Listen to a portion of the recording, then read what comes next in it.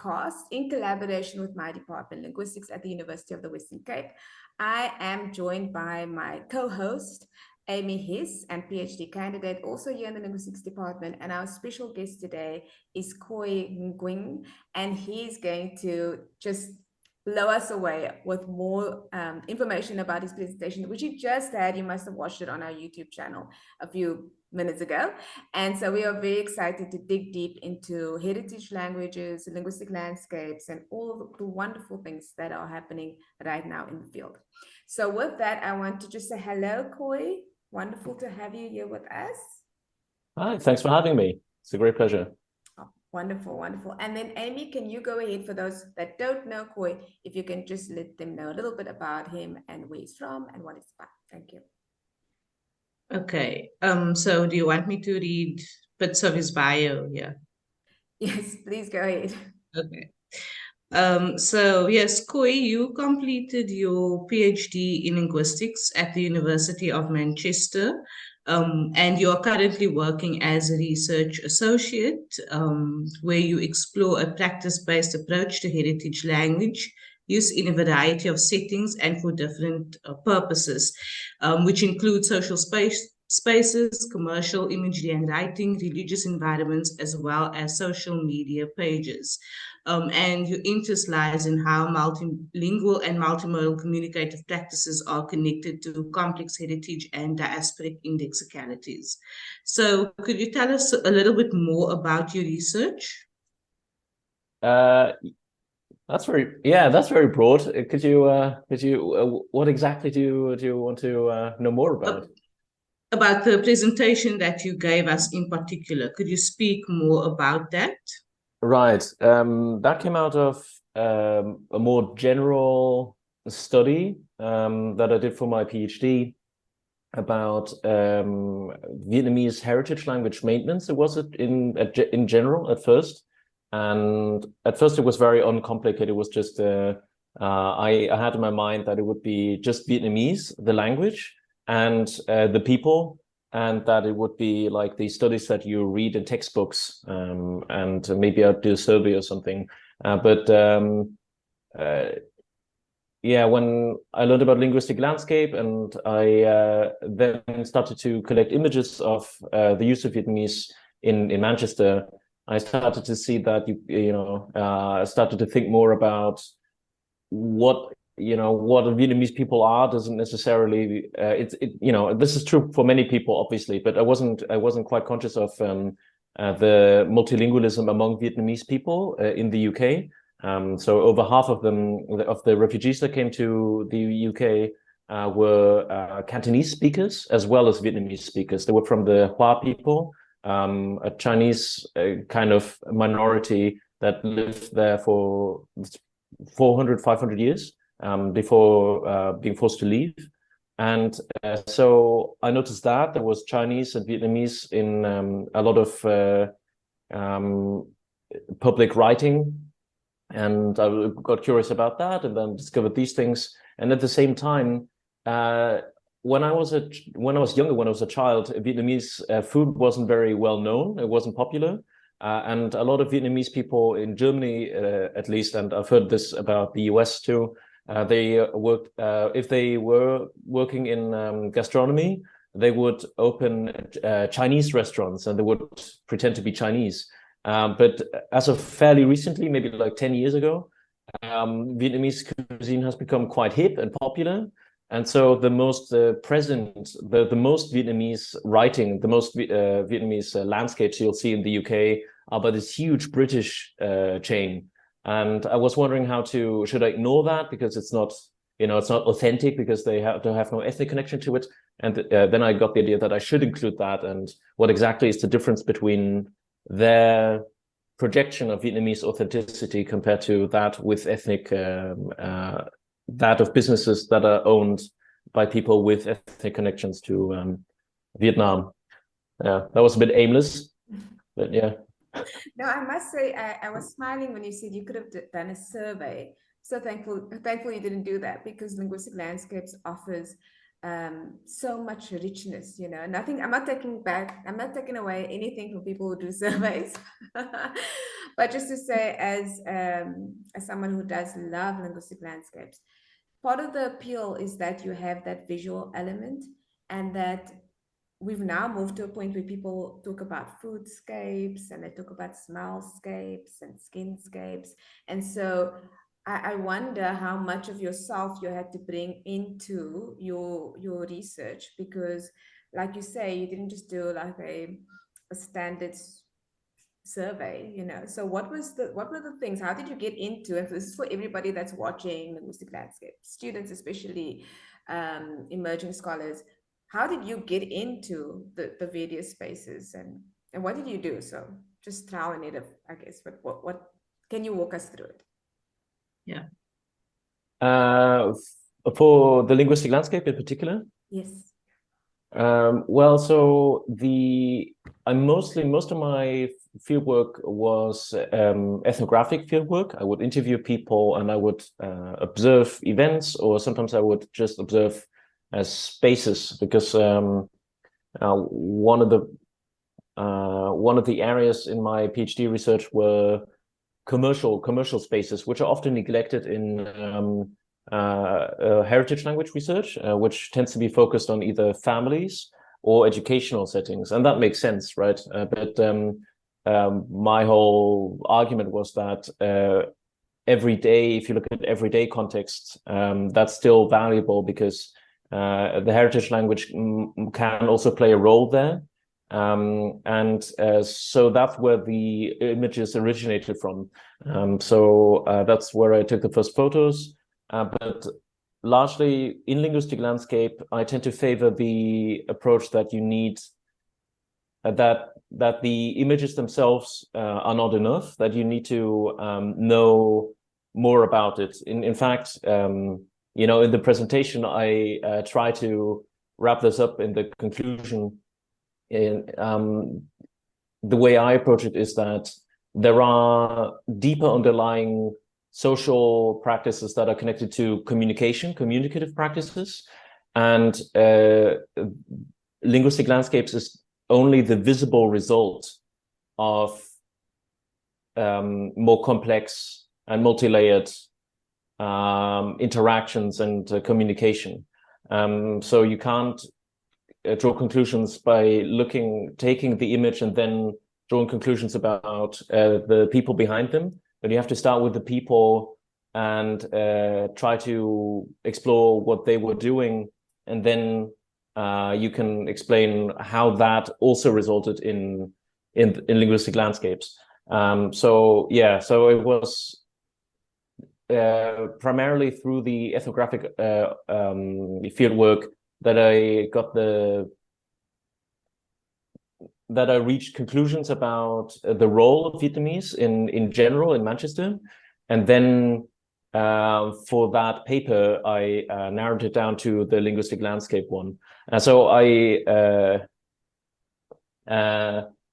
wrote a paper generally about those spaces, and then I narrowed it down to what is the visible part of those spaces, so to say.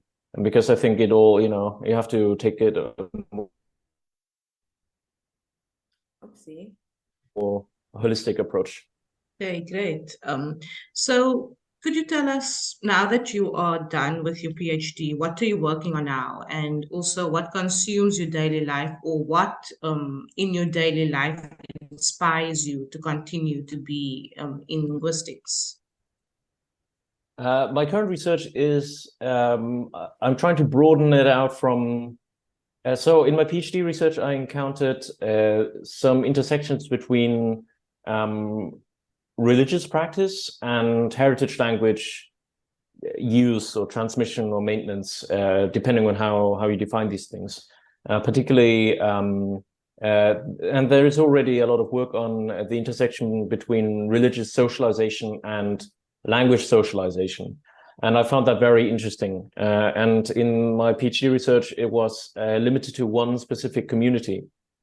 And in thinking about, you know, I'm still quite early in my career, and I have to make choices about my profile going into the future. And it was either possible to specialize on one ethnic group, ethno-linguistic group, or to become known for a specific theoretical and methodological set of approaches. And I chose the latter because I, decided for myself that this might allow me more flexibility in choosing institutions, but also because this goes to your question. I was trying to think about what I would want to do research on in the next couple of years if I managed to stay in research. And that was, I think, more broadly speaking, heritage language use and in cultural and religious practices rather than specifically Vietnamese, the language or the people.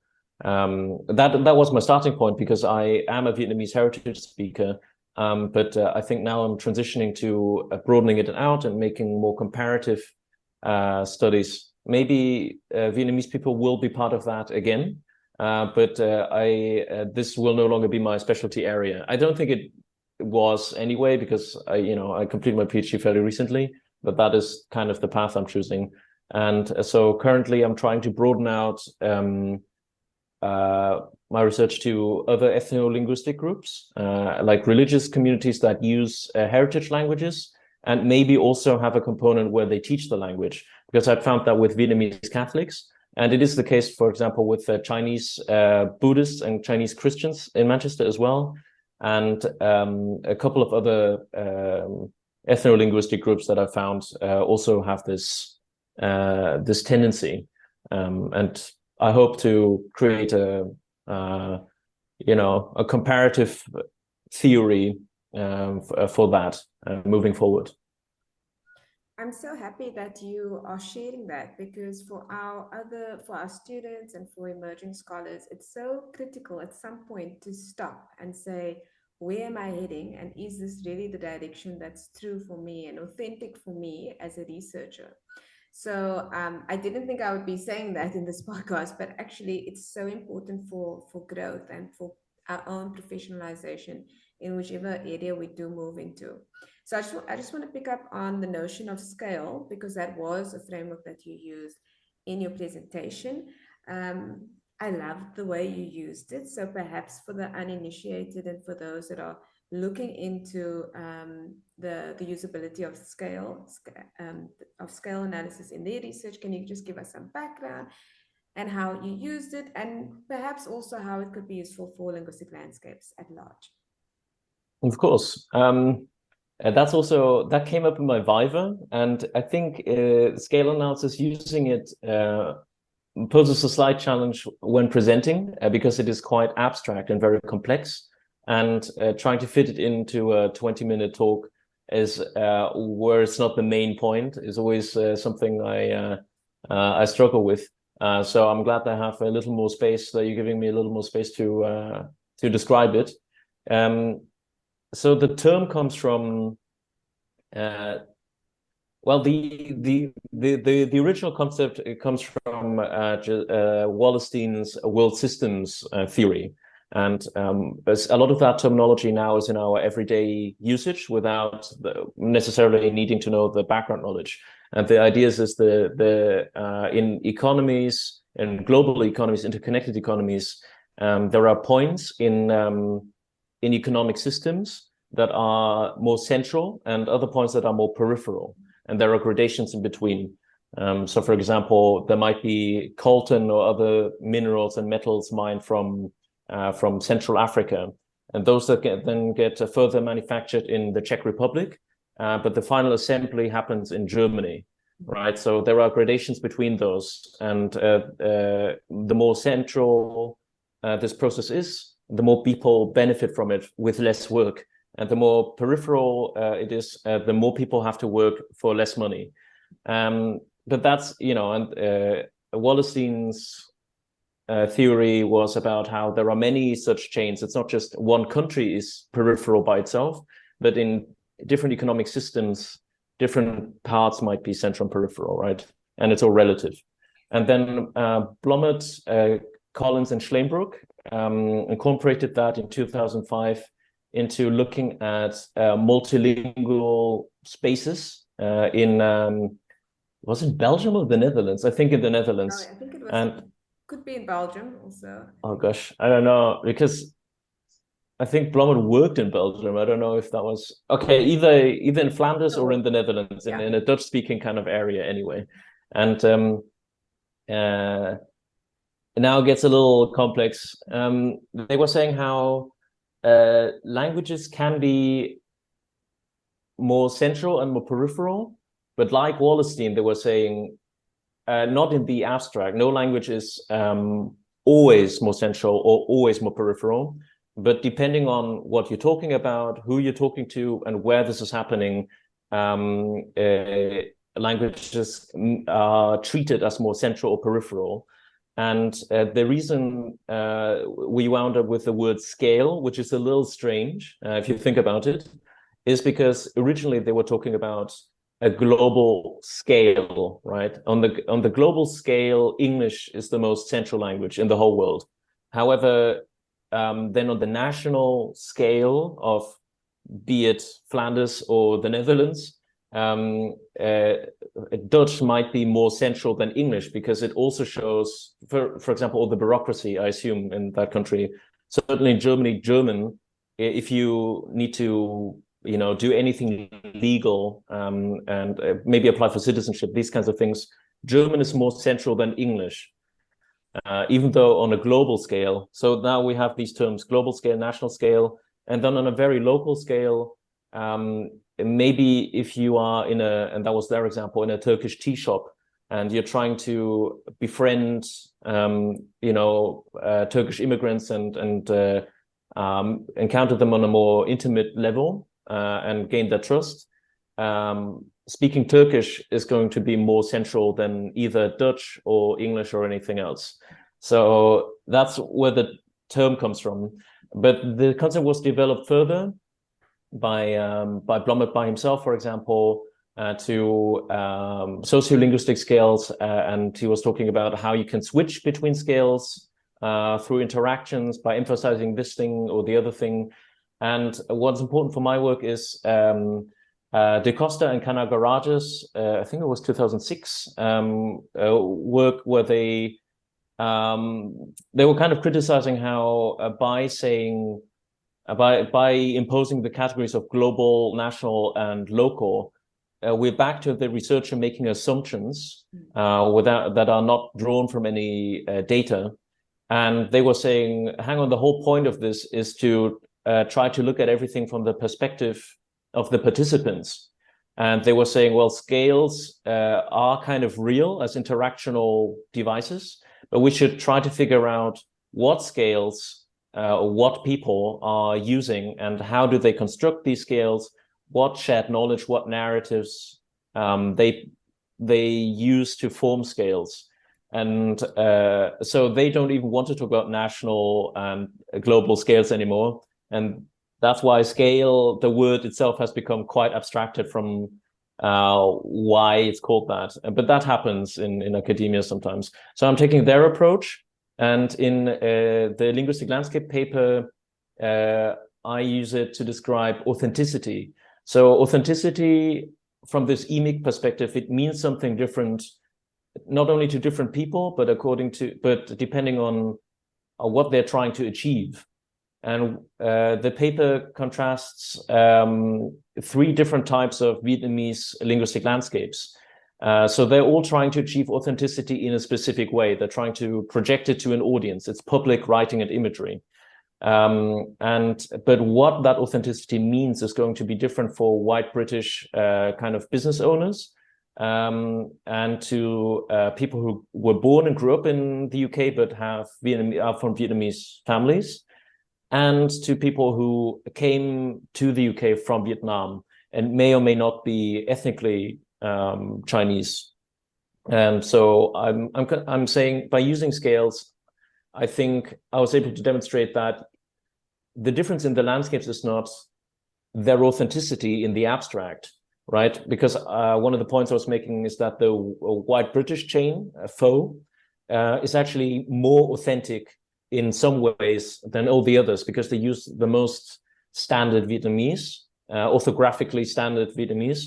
and they also simulate, or they emulate spaces in Vietnam the best. So that, you know, if you just have a single spectrum where you compare all landscapes and say, well, this is the most authentic and this is the least authentic, firstly, that's subjective to you. And secondly, that would lead to seemingly contradictory results. And instead, I was saying, well, this British chain, Pho, has a different scale of authenticity than second generation restaurants that are run by ethnically Vietnamese people. And what is more authentic on the scale of, and Pho has a scale of authenticity that tries to emulate contemporary Vietnam as a holiday destination, because that's what most of the customers are familiar with. And that's also what the founders were familiar with. Whereas those of the second generation, those restaurants run by second generation Vietnamese people, they're trying to project British Vietnamese hybridity, because that was their experience growing up. And that's kind of how they market themselves. And so on these two different scales, they are both projecting authenticity. But what is authentic for the scale of emulating contemporary Vietnam is inauthentic on the scale of British Vietnamese hybridity, and vice versa. So, for example, on the scale of British Vietnamese hybridity, using English-based puns and pop culture references is more authentic, but that would be less authentic when you're trying to emulate Vietnam. Yeah. This is why I loved your presentation, because for me it allowed us that depth. And I apologize, we do have load shedding in South Africa, so you might hear beep beep beep, but it keeps us alive, so we'll continue. When it comes to authenticity, how it's almost like it moved, you know. So it's not like, oh, you're authentic because you have the correct orthography, and you know, it is an exact replica of what of spaces in Vietnam. And I thought that was so, it provided that texture that we want in linguistic landscapes. Not just, and you pointed that out, not just simply go there, take a few pictures and that's it, and I'm out.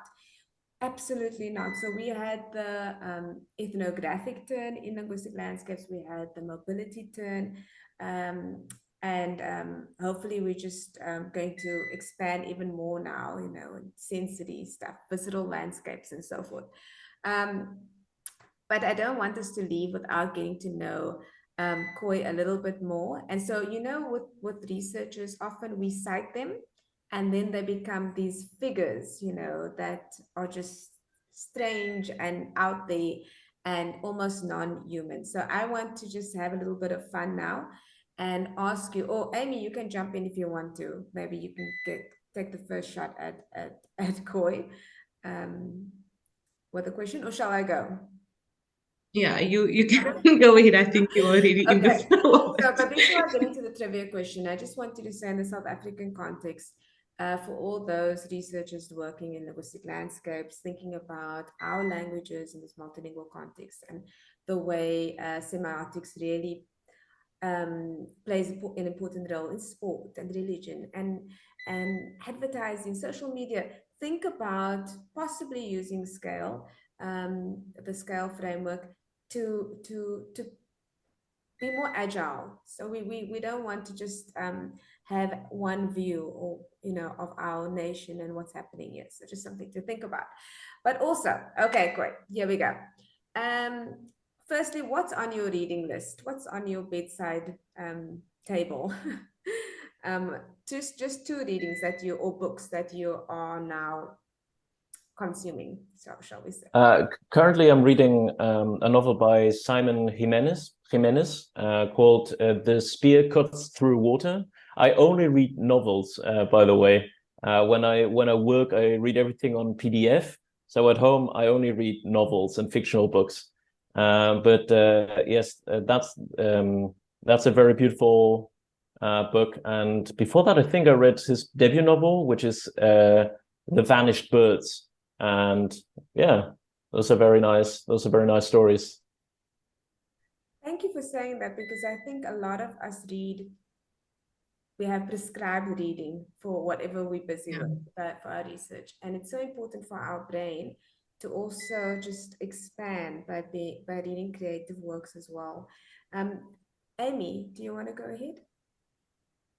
Yes, so apart from what you are reading, can you take us or give us an idea or just tell us a little bit about what scholars inspire you, or which three academic scholars or linguists, dead or alive, you would bring with you as you continue your work to solve a problem, and why? That's a big question.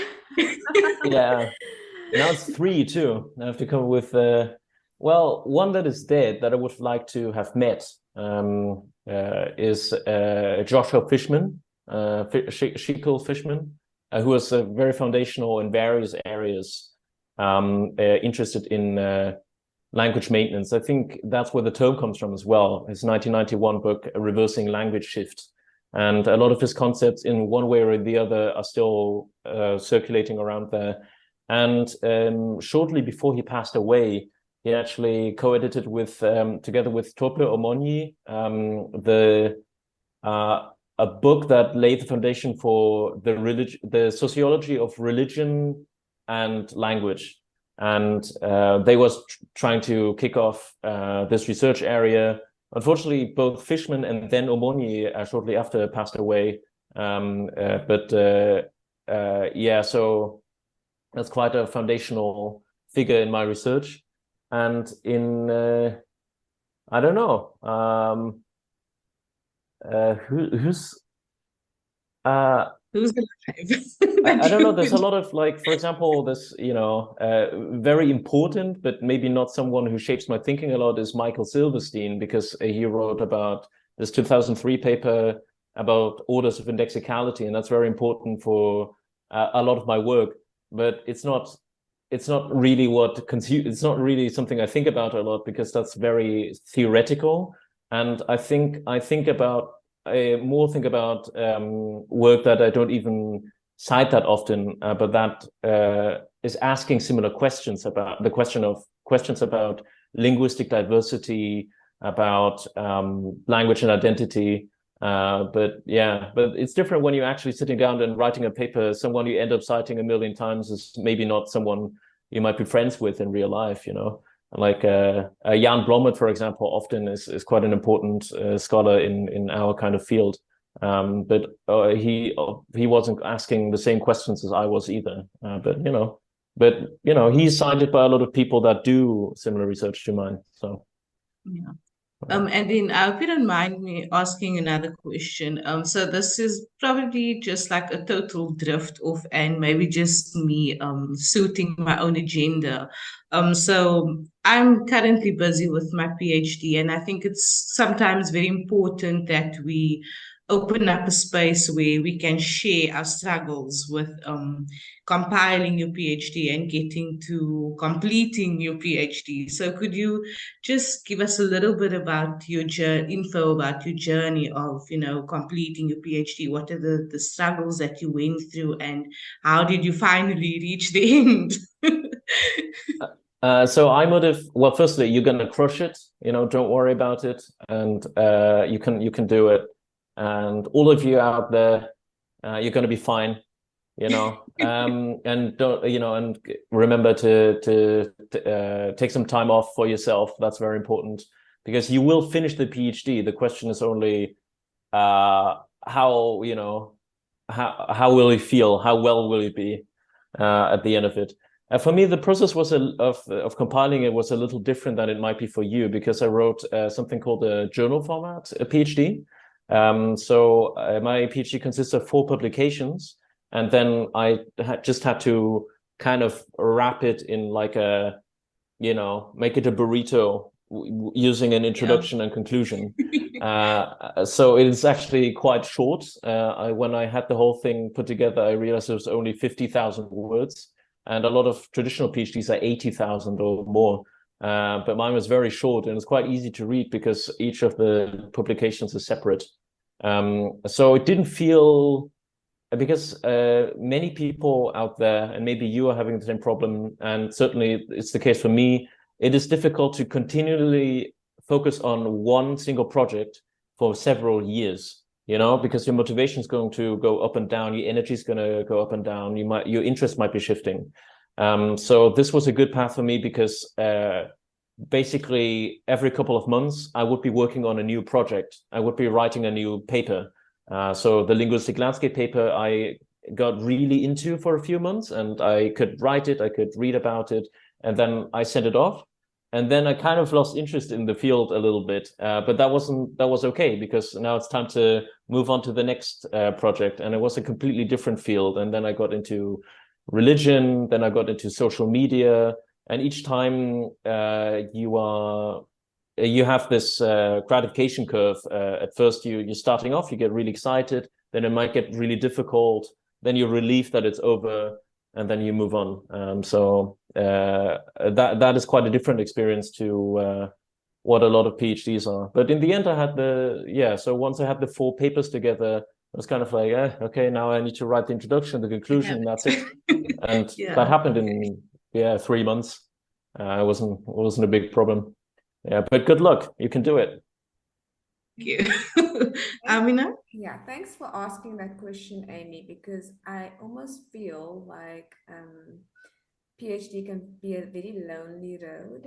And you're right, here in South Africa, we have the unstructured thesis. So it is, introduction, literature review, theoretical framework, analytical framework, 3 data analysis chapters, and then you have your conclusion, discussion and conclusion. So that is how it is. And you're right when it comes to motivation, because you basically, I always say you're eating off this, research topic for like 3 years or something. And so you really have to be invested.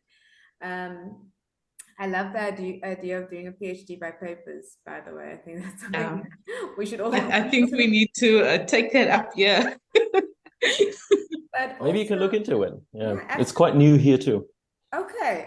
So I think that would be exciting for our students, because then you at the same time getting published. So it's not like there's nothing that's a waste, But just to end off and just to speak again a little bit about your presentation, the first generation, second generation Vietnamese owners, as well as non-Vietnamese owners, and the way that authenticity came out, and the way that there was this semiotics of Vietnamese heritage.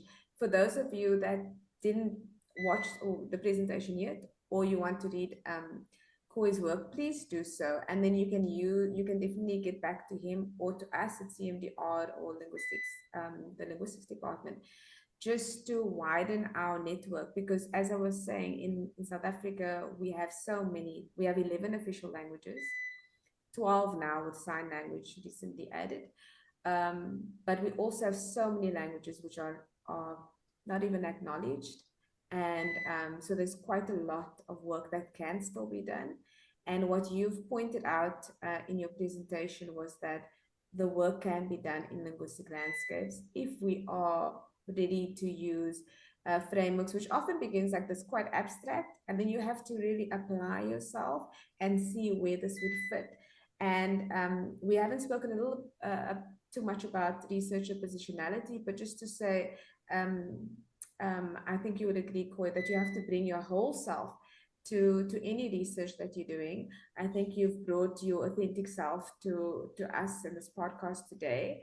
And for everybody that's watching, and if you're doing your PhD, please remember, Khoi said you can do it. So Amy, you can do it. And thank you so much, Khoi. Everything's almost in darkness here, so I'm just moving it my computer a little bit around. Thank you so much for your time. Please remain a part of the UWC Linguistics and CMDR family. And I hope to see you, we hope to see you at our conferences and maybe at UWC sometime. Would that be possible? Yeah, we'll definitely see each other again in Madrid quite soon. And thanks so much for inviting me. It was really fun. It was a great honor. And also thanks for really engaging with my work and asking these very in-depth questions. And it's a great feeling. Sometimes you write things and put them out there, and you don't know if